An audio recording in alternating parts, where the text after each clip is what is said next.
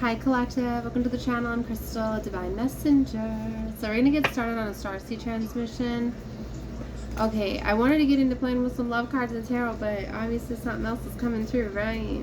So, this is pertinent. I don't know how to say that, whatever, but, because, you know, I'm picking up a lot of the energies. I know that we are now on August 1st. We are leading into Lionsgate on 8/8, which is the apex, the peak of this very, very huge portal, gateway, awakening.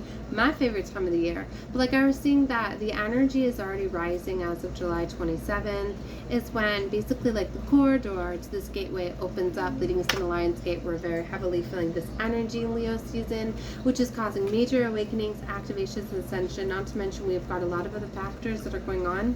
So I want to get right into the downloads, right, that I'm receiving. Take whatever you feel is for you. Any part that's not fitting, it's fine. I read multidimensional, so for some of you, you may understand what I'm talking about, that I made to get into realms that are not to your understanding, but it's planting the seeds and it's leading you down that pathway. Okay, so just hang into the readings because I can bounce in and out of the different realms. Okay, so what I wanted to talk about first was the, I've been getting a lot about like, with these activations and awakenings and the crystals energy, the crystals oil that literally, that has to do with, which is in, I don't know exactly where it is in the mind, right, in the body, but it has to do with the linking of activating your pineal gland, decalcifying it, activating it when you're aligning with your chakra systems, when you're aligning the energy within your body, and it has to do with the spinal column and the fluid rising and going up and down, right? There's something very much about that. For some of you, like, you might be getting called to go through detoxes and cleansing and eating more natural and things like that, and kind of pushing and purging out a lot of these toxins to allow this oil, right, to activate, okay, to be able to flow fluidly through your body, right? That's why this is a very powerful time to kind of go through like detoxes and cleanses, if you feel, right, especially with our energetic bodies, right, because it has to do with like how fluid we are, right? And I feel the same too, like for a lot of you that you might not have known, you know how they say like our body is made up of like 90% or 70% or whatever water it is? Well, really it's not just like water that they say, like H2O water. Like, think about it, like what do they do like whenever you're dehydrated and things like that? It's like, are they just pumping you with H2O? No, it is a, you know what I mean, what is it, sodium that is mixed in it or whatever. I don't know why they're like blocking this out, the things to replenish the electrolytes and things like that. That's why literally like you can, drinking too much water can literally be I don't need to project anything, but you know, but how like you can give yourself like water poisoning by drinking too much water and things like that, because really it's not just water, okay? It's it has to do with a different type of fluid, right? And this oil flows through it, and there's something with the water, right? And almost like that's why they push us drinking so much water. And why do you think they flooded it with toxins, with fluoride and all of that to calcify the pineal gland and things like that? So there's something about that. Maybe you need to look into water, right? That's why like the best kind of way is like to replenish like your electrolytes and different levels or whatever. It's like with coconut water, okay, which is infused with other things. But I feel to say that for some of you, like you might not have known that. All right, I don't know where they're going with that. So but there's something about that and detoxifying. Okay, so don't think that like you could just drink a bunch of water and cleanse out and flush out, but that's not the way to do it. Okay, so look into other, of course, natural ways. Of course, I'm not authorized to give any sort of that stuff, so look into it is what I'm saying. Okay, so there's something about that, and this crystals oil, okay, and it running fluid. And I've also been getting things about Kundalini rising and awakening. For some of you, you could be feeling your body fluctuating and going through different activations, because it's like energetically a lot of things are already being done, and that's why it's so beautiful with the poles of the planets and the different things that we're purging and cleansing out. And it's kind of like we're set up to go through these activations when there's not interference, right? And they're very heavily trying to do that. I think that's why there's so much that's like going on, trying to mess with like your mind, my mind, right? Lots of spiritual warfare and attacks and all of these things that are trying to stop you from being calm and peace and letting that letting these activations come through. So I was getting something with Convergence, which is, let's see how it's relating to this. A location where airflow or ocean currents meet. Sometimes they have me look up certain words for certain meanings. Trying to see it. And then I was getting tetrahedron. Okay, a tetrahedron is three-dimensional polyhedron characterized by having 4 triangle faces, 6 edges. Okay, so why are they showing me this? In geometry, a tetrahedron is also known as a triangle pyramid. Okay, something with the pyramids may be a regular tetrahedron in which all 4 facets are equilateral triangles. In other words, and all faces are the same size, shape, and congruent. Why are they showing me this? It's a 3-dimensional figure made up of 4 triangle faces, also known as a triangle pyramid. It's a solid geometric figure.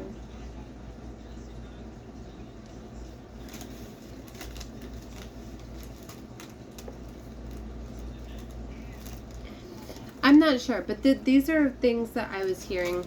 Then I just wanted to get into this before. Maybe there's something to do with certain shapes, certain symbols, certain things can activate for you, as we know that the pyramids are activating. And this has to do with the star system aligning with the pyramids, which leads us into Lionsgate, right? So there's something with this.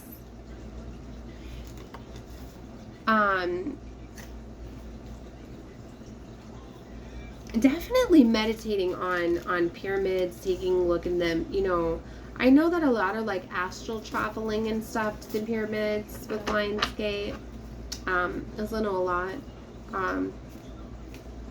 You know, astral travel and things like that, and activating. There's something to do with that and activating and the rising. This is going to be a mass awakenings and ascensions happen around Lionsgate. So it's my most favorite time of the year, when so many more start awakening and ascending and getting to higher levels of consciousness being reached, and releasing and purging out trauma and new cycles beginning, right? So this is a very beautiful time.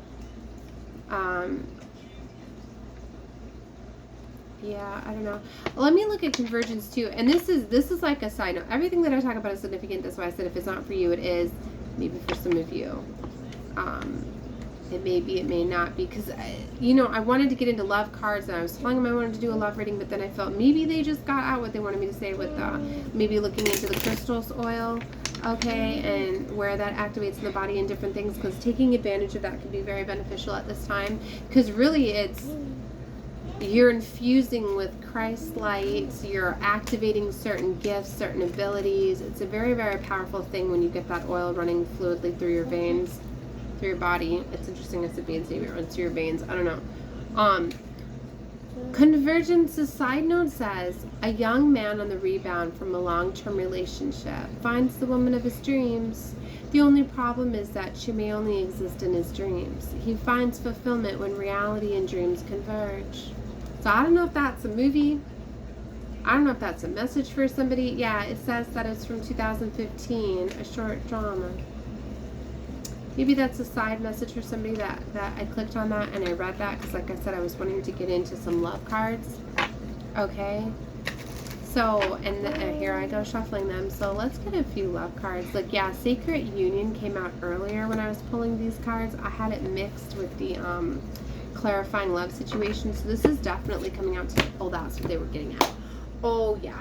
I was getting right before that, there's something to do with this convergence of coming together, as you may say, twin flames coming together. These divine unions, when they come together, there could be a convergence of like this crystal energy, oil activation, something as them bringing it together. There's something about that. Honor your sacred union by committing to spiritual growth together. Meditate, prayer, practice yoga, a couple to deepen your spiritual connection.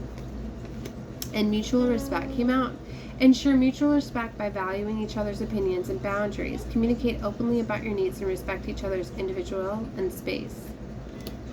So maybe for some of you, you were put in separation, or you need to know that a lot of times too, that's why it's all about like divine timing and things like that. If one thing I haven't seen by now is how much things can get ruined and destroyed by interference, by when you're not strong enough. Like I've been seeing so much of like me with my past lover, like so many situations, how like all the times that we were separated and pulled apart and having things, like it was never our stuff.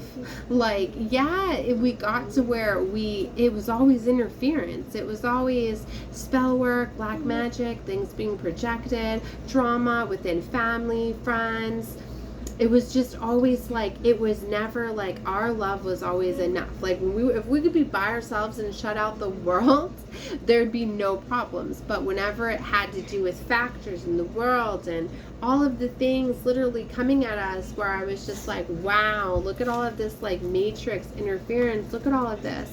And a lot of it too is because he wasn't spiritually strong enough to be able to handle the attacks right. And then and a lot of my wounds were getting pulled on to use against him, and all of these tasks and all of these things. That's why like I have really firsthand seen like a lot of times why there is so much like divine like separates, and a lot of times you get separated for you to heal those wounds, for you to prepare to come together. Because you know, like when you hear divine union, secret union, and all of that, it doesn't always mean like, oh, it's complete divine figure, somebody you never even met, somebody you never even knew, that all of a sudden is going to step in like King Prince Charming, like somebody you never met, that somebody just comes in this full package of this man that's just or a woman that's completely put together, and just, you know what I mean? Like, I mean, it takes a lot of work, it does, to get to those levels, but you're still it's not going to appear as though you may think it was. Like, so if you're picturing like a perfect person coming in, as they were showing like on that side note over here, you know what I mean? Like for a lot of you, like you could be with your person or whatever, but you have a dream, you have an ideal of what like your perfect person would look like. But to get to these levels, like it's messy, right? Like I would much rather be with somebody that is trying to heal themselves and doing the work and seeing the messes of what that may look like, instead of somebody not trying whatsoever. That's why I always said, if people are trying to better themselves, then they are on their way to reaching this higher level. Now, divine secret union is when two people come together that are completely healed, right? And they don't have woundings. Now, does it mean they're going to come in like, oh, like they're glowing, they're completely, they got everything together? No, because in this world there's always interference, there's always things, but it's about how you can handle those situations. Like if I have somebody that can get angry and get mad and defend themselves or whatever in a situation, if that's needed be, but then able to calm themselves back down, like that's showing control of your emotional state. I don't mean getting out and like lashing out and being violent or whatever, unless somebody is attacking them and then that's needed. But that's what I mean, where it's like you're learning how to balance out your shadow side. You have to learn that equal balance. We were given our shadow side, our animalistic side, for a reason, to protect ourselves, right? Like I was literally tested the other night. I swear it was a test, right? To see if I was going to lash out if need be, if I was going to need to use my violent side or whatever. I handled it in a different way, but I was feeling the adrenaline that was running through my veins that was allowing me to get to that level if I needed to defend and protect myself, right? And after the fact, like even though I handled it in a more nicer way and I kind of like stepped my way out of a situation, still then like 20 minutes later I was like, you know, I wish I just would have came off like the aggressive side to protect myself and scared off that way. I feel like I would have been more empowered instead of just sitting there like, why did I back down from the situation? And even though I was like, you know what, like maybe by me doing that, it would have prevented that situation from that person doing that to somebody else, you know? So anyway, what I'm getting at is, this is something that I have had to learn very much to really get into using my shadow side to protect myself, right? So I'm realizing a lot of these situations were literally in my life were amping me up, or getting me to those levels, were preparing me for what I needed to. And when you start to realize that all the relationships and situations that you have actually do prepare you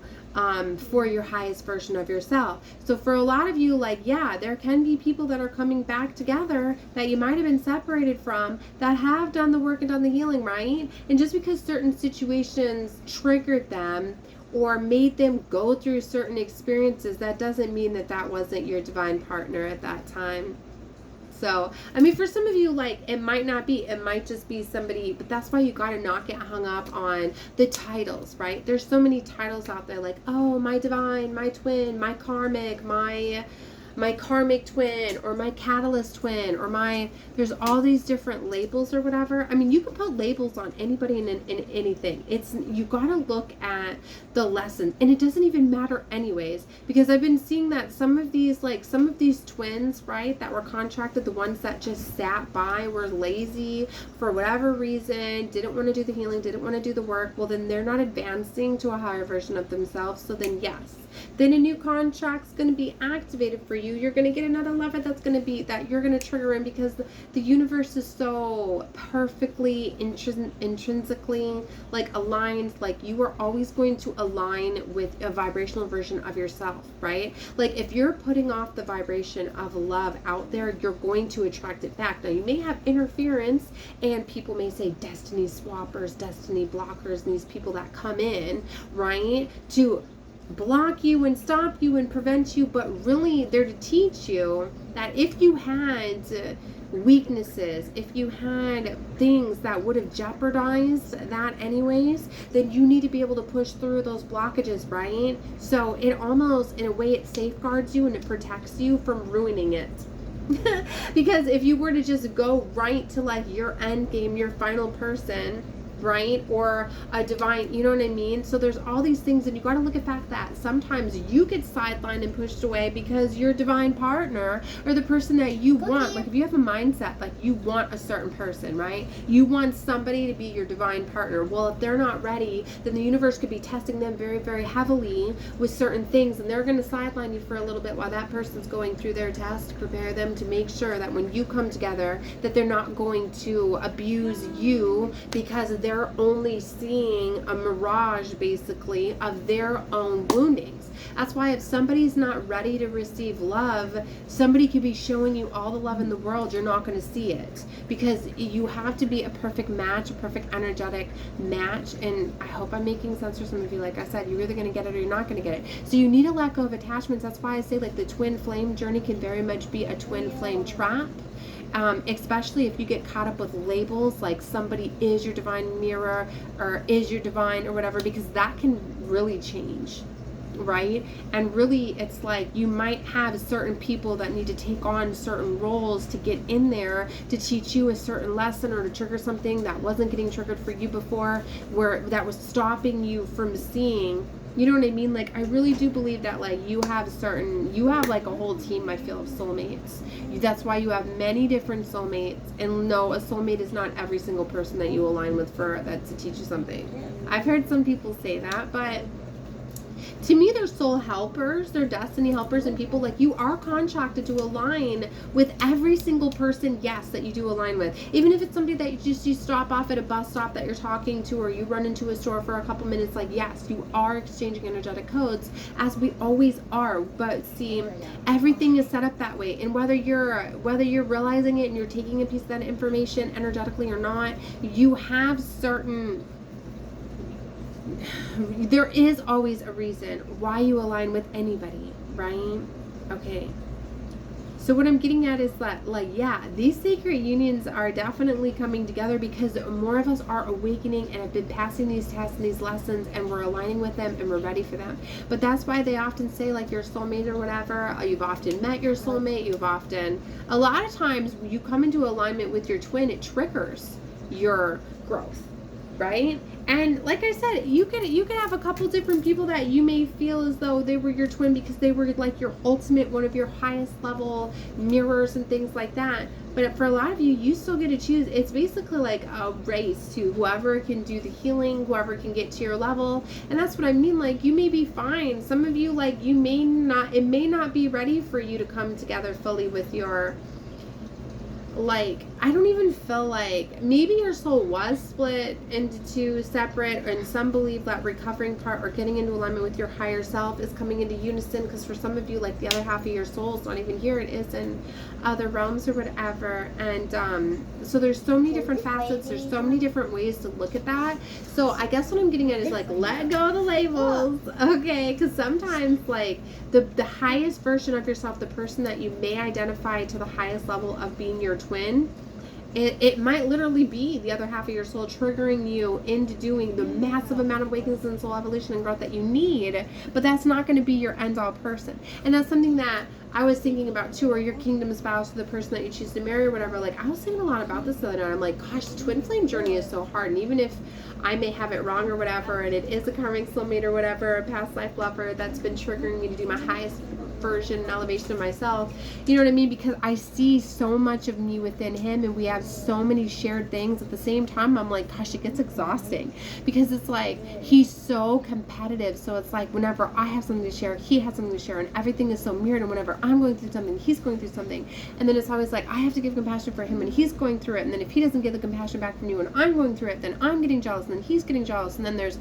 all of this. And then it's like, if I feel like I don't want to talk to him, then he feels he doesn't want to talk to me, and then we have a huge amount of, like, not talking to each other, and then it's triggering the winnings for him for his abandonment issues and feeling left on the cold. Then it's triggering it for me, right? And then it's like, then we gotta talk, and then we gotta go through this, and then whenever something happens to him, it's happening to me. Like, it is a fucking lot. Don't you just hear how much I'm talking? This is just a few different scenarios.